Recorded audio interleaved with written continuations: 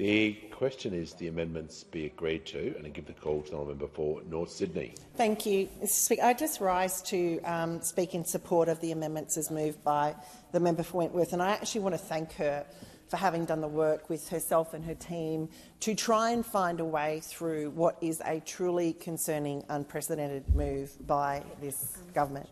Now, to be clear, I believe that the intent of this legislation warrants investigation, but to see the taxation of unrealised gains included in this legislation should send an absolute shiver down the spine of every, not only Australian, but potentially every global citizen, because this is globally unprecedented.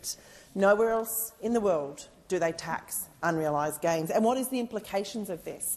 Well, it literally means for those people, particularly in the rural sector and, again, small business sector, if they own assets that are fluctuating within their superannuation balance and 1 year the value of those assets goes up, even though that will not be in true cash terms, this government will have the right to approach those people to pay cash to the ATO. The ATO doesn't take an IOU note. In the subsequent year, let's say it's a farm and you hit drought and your land price drops, you fall back under the $3 million mark, you don't get a rebate from the government for the money you'd paid the previous year, but you have lost cash somewhere. So I think from the minute this legislation was tabled, this really egregious change in taxation policy in this country was flagged with alarm by many, many key stakeholders.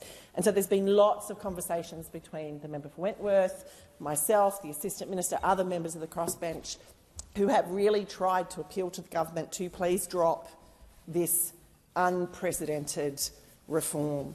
And yet it has been really extraordinary that the government hasn't been prepared to negotiate in this space and recognise not only the potential damage that this does immediately to our superannuation system, but actually the potential damage it does for all Australians in terms of them being able to have confidence when they hold assets that the government isn't going to adopt this as a standard practice across everything we hold.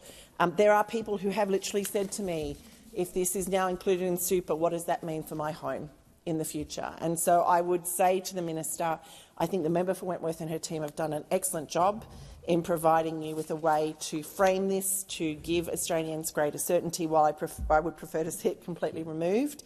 I think in the interests of compromise, this is what's being offered, and I commend it to the minister and his team, and we'll be interested to see why the minister says they can't. The government won't take it up.